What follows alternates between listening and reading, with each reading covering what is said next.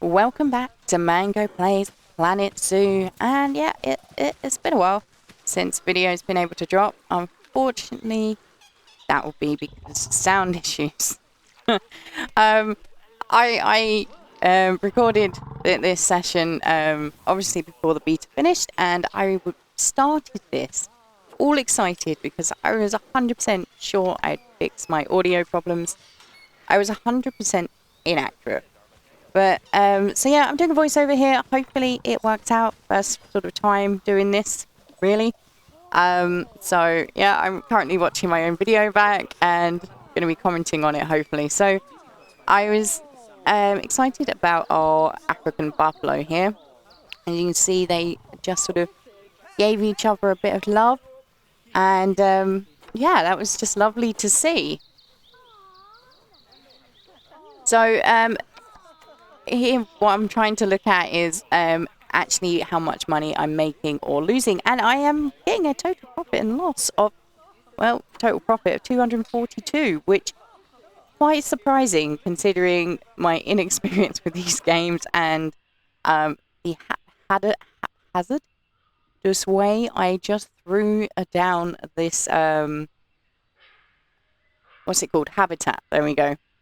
So I am planning on creating a area for our guests here, and I'm very keen to see how well I can do my own decorating. Tasty. So I've popped down a chief of beef. I think that's what they're called. So basically a hamburger place for our guests, and I have obviously looked at the sort of decorated version that comes shipped with Planet Zoo straight off the bat. Depending on whether or not you do research for different themes, you actually get different decorations that has been done by the Planet Zoo team, and they look awesome. I'm very, very impressed. But I really wanted to try my hand at making my own, which, there we go. I think it took me about 40 minutes to do this, which is kind of sad because you can see that there's some little bit of issues here with the roofing. I've just taken it off to see whether or not it looked better or worse, and yeah, it looked worse, but sort of some edging I really needed to get sort of placed in that I missed there. But I really like the rope effect that I was able to do. The safari side, I was quite impressed that I at least managed to give it a look that I wanted, which is sort of very concrete. Wow, words. It had a lot of concrete, so a bit bland, but with some decorations on that we can then customize for each shop or exhibit or whatever we're placing in there. So got a little bit of colour, had to throw in some purple, you know me, and a light, which I think is currently not working. And I created a blueprint, and here I just discovered, I was very worried that the blueprint would go straight to the Steam workshop. It doesn't unless you press that button. So that's quite pleasing. You can see there, half of it, my building is under the ground, which I think is pretty standard in any of the Planet games. So here's me obviously trying to explain my thought process, which I cannot remember right now, unfortunately. But I am just explaining that I want to create a plaza. And part of that is that I really wanted areas for seating. And seating can only be placed on pathways in this game so far. I don't know if they're going to change that. So here's me just extending out the main sort of strip, boardwalk area, and now trying to make some decisions about how big of the plaza I want it to be. I think I sort of, as I say, did I go to the edge first? No, I think I do the middle section first.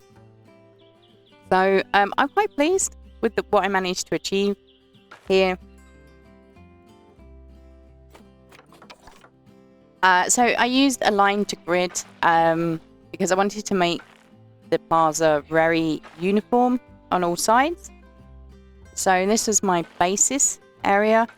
I also selected square edges with the align to grid, which I sort of play with removing and whatnot in a second here. So what I really wanted was sort of a circular design. Didn't quite know how to get that to sort of work.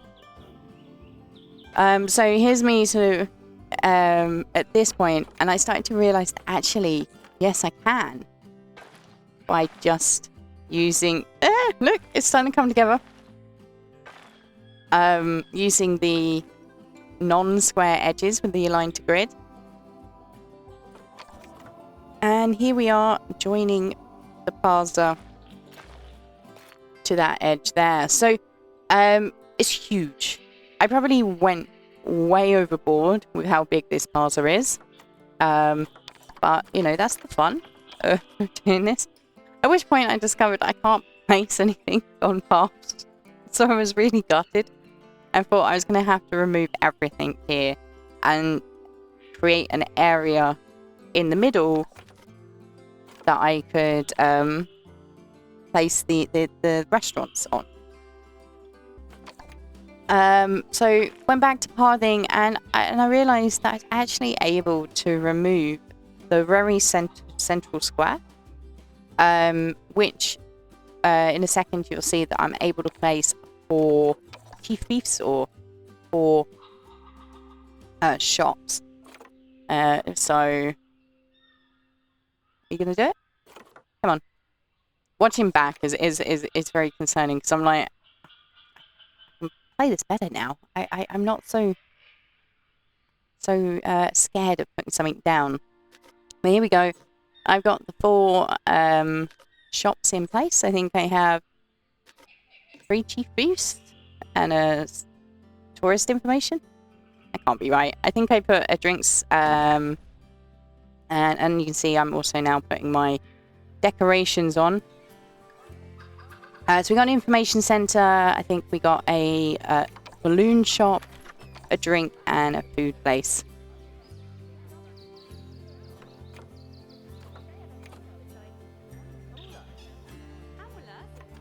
So we can see that they're already working, but they have no power, even though they're lit up. But here's our happy little vendor. I can't believe the amount of detail that's going on inside these shops. It's just awesome. We go, there's the loony balloons for the souvenirs.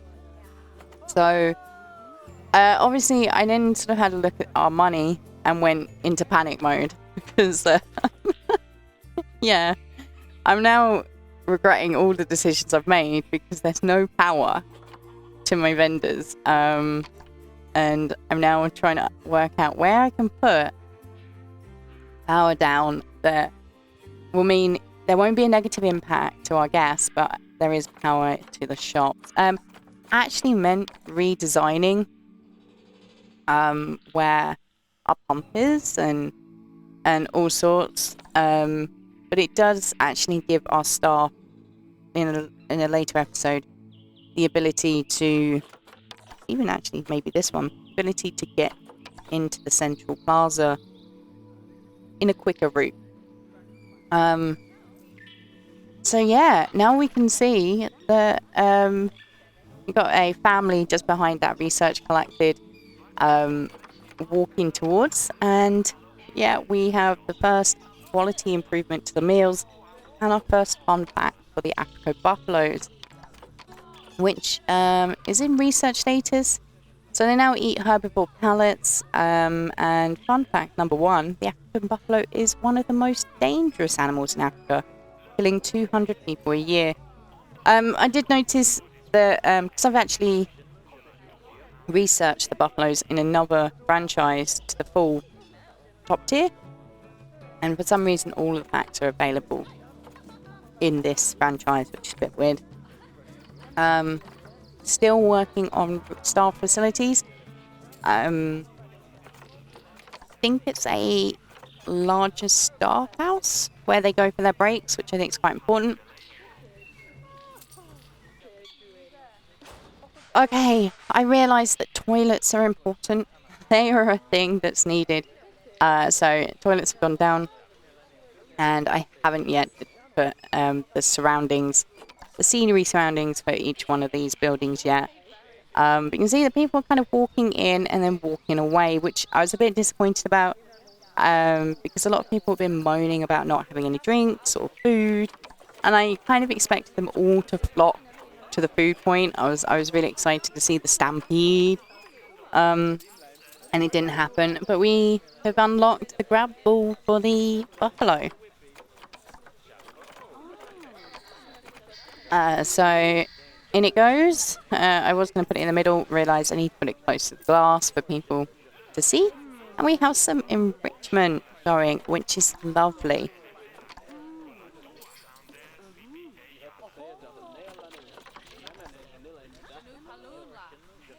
So, does the buffalo go straight there? I think he does. Or she. I didn't look. I really do like the way they have... That was a very quick play there, wasn't it? But the way they've coded all of these animals to be very interested in all of the enrichment we're putting down. So, I just love the animations of those animals. It's amazing. Okay. So, I am a little bit, at this point, still very unsure as to what I'm going to place in the gaps that you see between the sort of main path by the buffalo and the plaza area. I was like, do I put gardening? I can put, obviously, some more shops. Do I put some, I don't know, tortoise enclosures, maybe? I would love to say that by the end of me, because I batch filmed because the beta was closing so quickly, I'd love to say I have an answer for that for you. I really didn't. I didn't have enough time to fully bring my dream plaza to life, but we did get a lot closer. So here's me just trying to create a symmetrical and failing, because, you know, this game, sort of a ring around the plaza. I thought that sort of a ring around the plaza would be highly important to encourage people to explore the enclosures, habitats around the plaza that I'm going to be placing in, which I've just created a new one here. Quite a small one, but it fits in the hole. As you can see here, I've created the staff path, allowing access, sort of easier access for our staff, which I was quite pleased about. Worked out in the end, which is always nice. I think at this point I'm still unsure as to what animal I'm going to be placing in that particular habitat.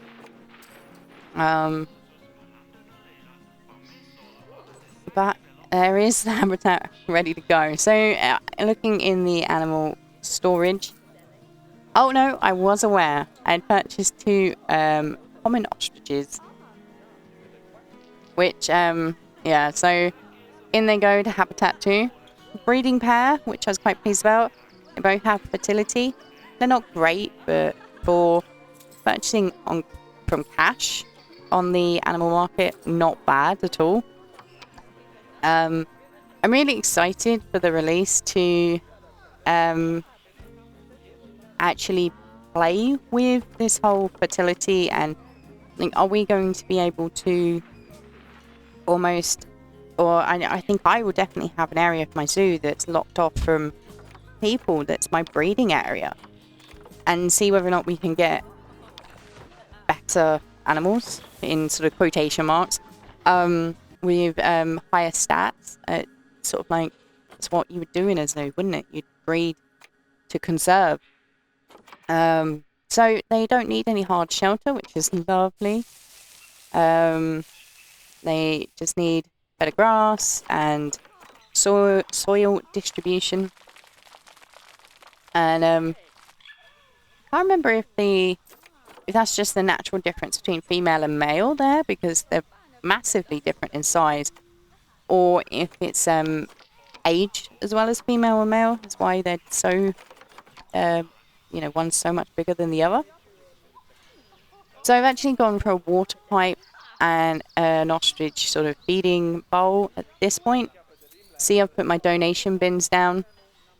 Haven't yet done my education bits and pieces, which I think I'm about to do.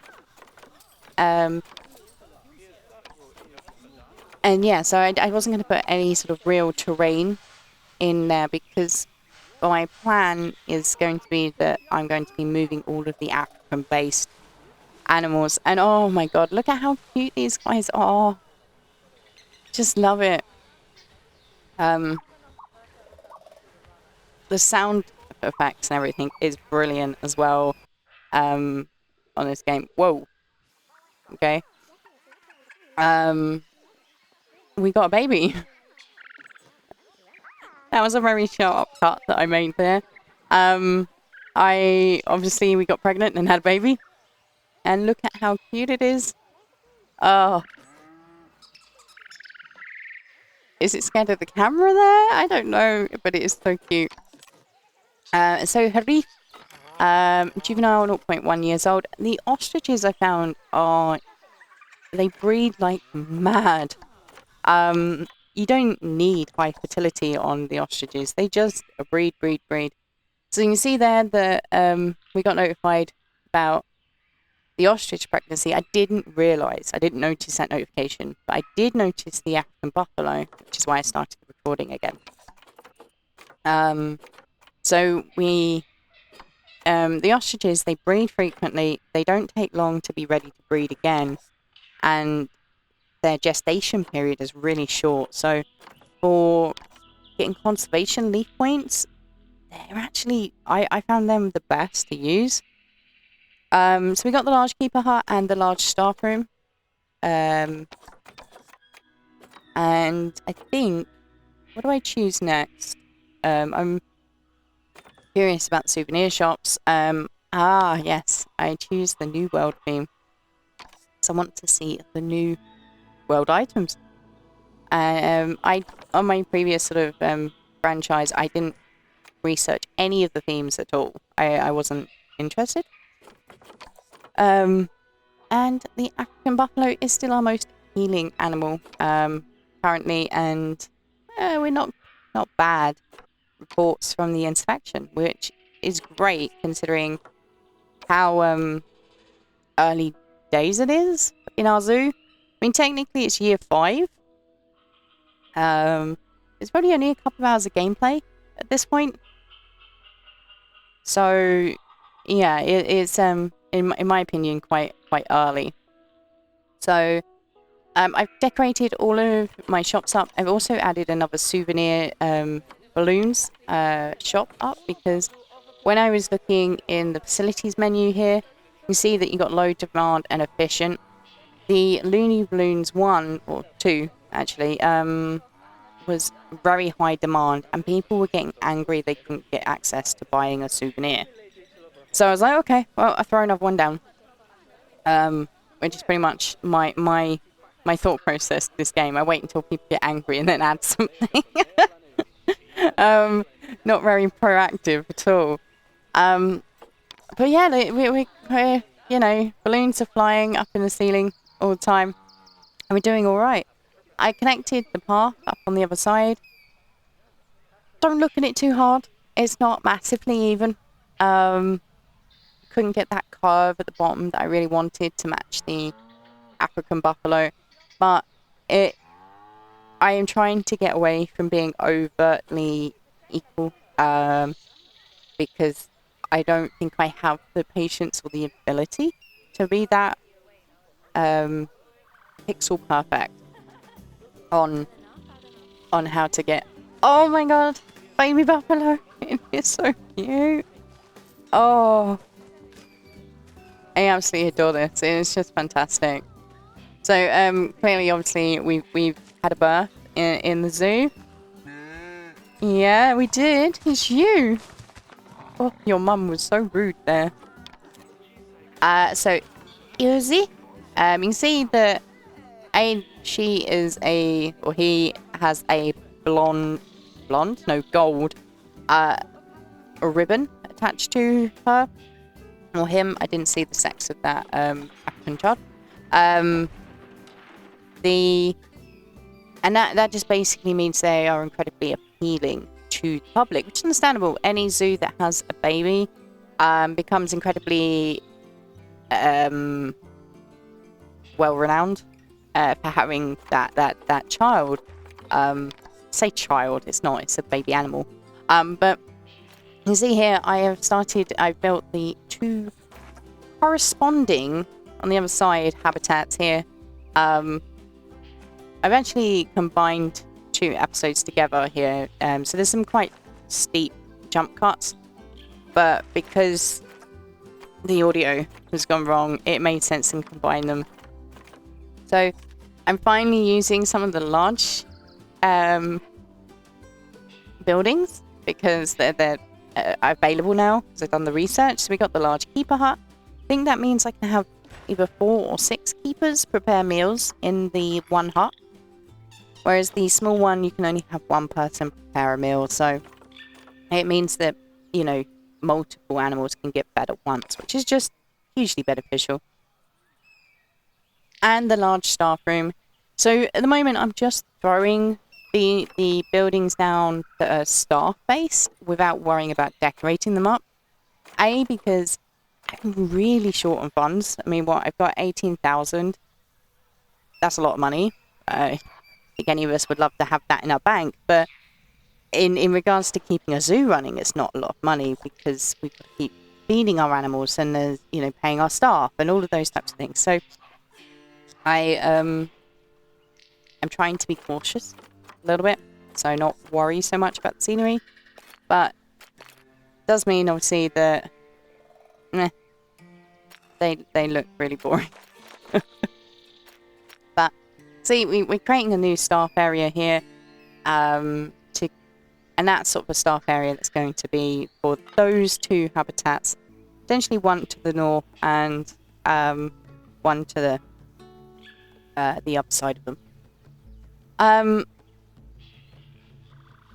Big jump cut again. I've gone for pronghorns for this particular habitat.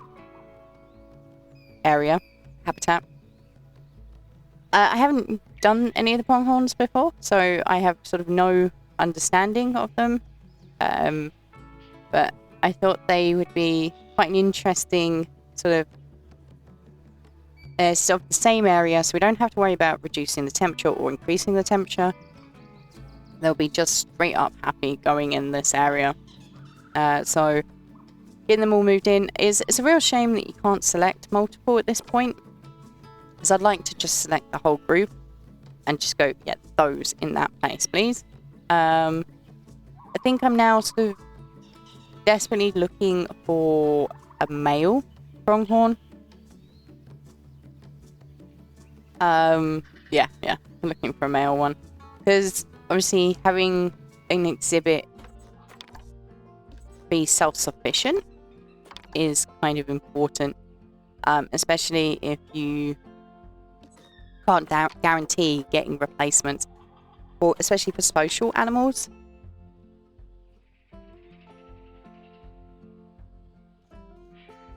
Right, so here we have the first animal that genuinely requires hard shelter. So hard shelter is a place to escape either prying eyes, rain, sun. Basically, it's just a shelter with a hard top. And you can either use one of the pre-mades or build your own. Now, you can actually... It's really interesting in this game. You can either create an area for your animals to go, so they literally go underground, and that will class as hard shelter.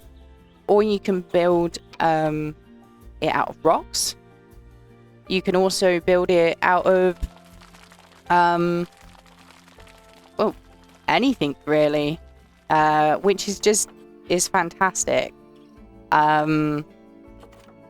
So as me just throwing down the correct terrain. I can see we've got 100% there, and I think I'm just going to put a little bit of a water zone. I do believe I cut this out, but the ostriches, the baby ostrich, actually dehydrated. Didn't die, thankfully, but couldn't get to the pipe for whatever reason. So I created a pond in the ostrich area and decided I was going to do the same here. We have the water treatment, so it's not a real issue. And it just means that there's more access points. I think it was literally because its mum and dad was drinking from the water fountains every time it went over there. It got too thirsty, and like I moved it next to the water pot, everything, and it just wouldn't drink.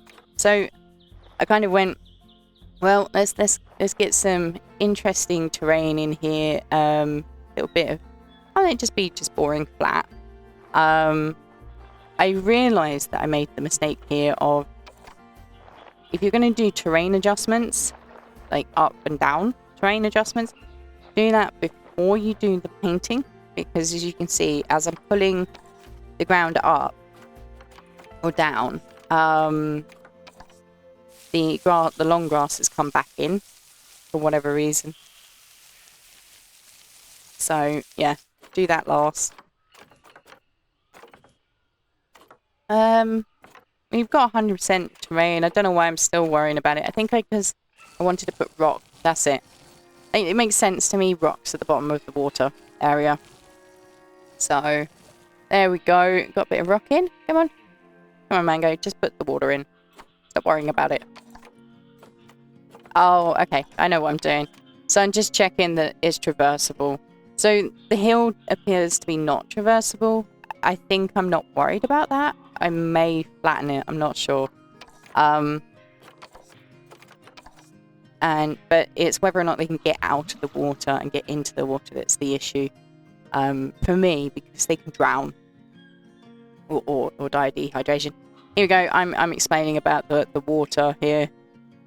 And I've made a mistake because I removed it whilst there is an ostrich in the way. But yeah, there's the water that I've added for the ostriches. I don't think they bathe.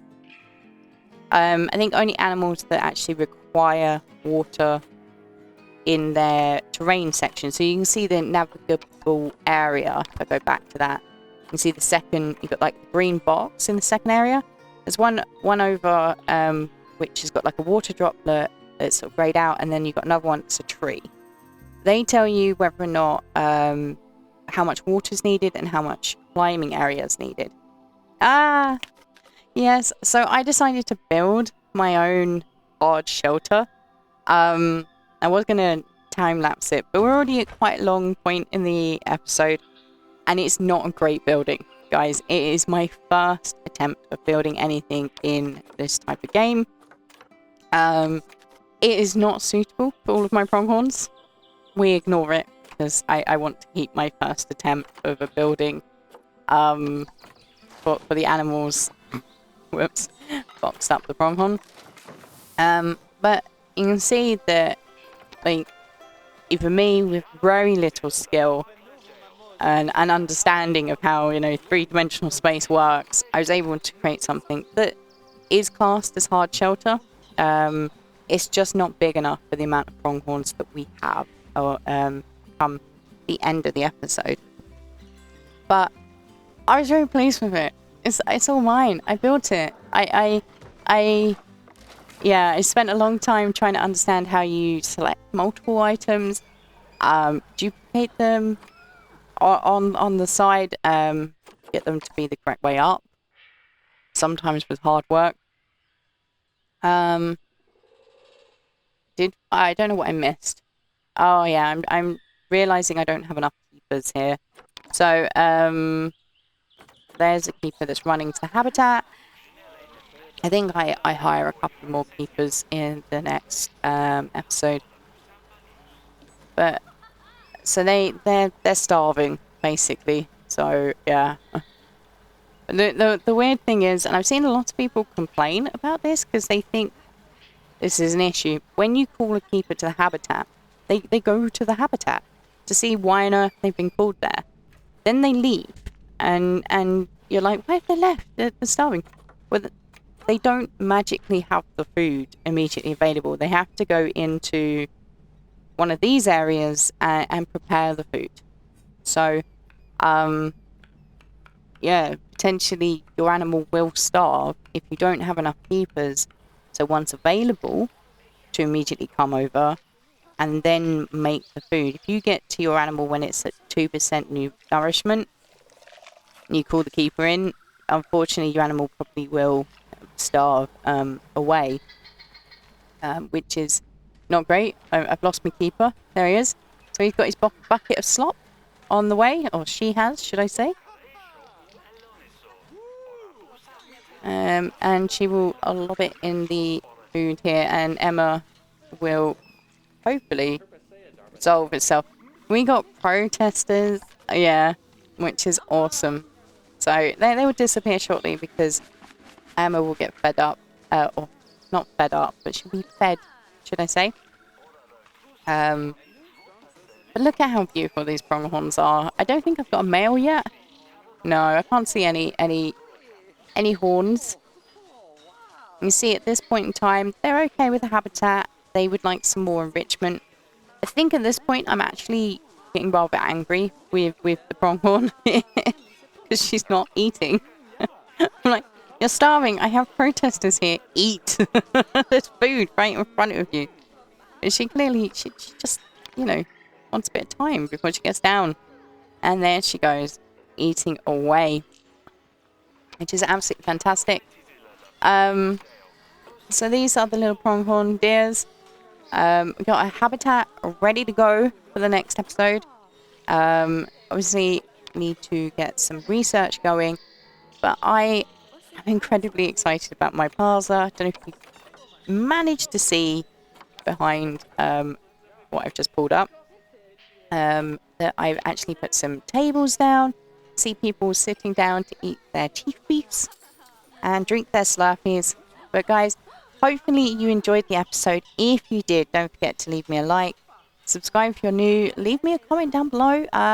Let me know anything that you... Just anything, really. I'd love to hear from you. And I will see you in the next one. Bye for now.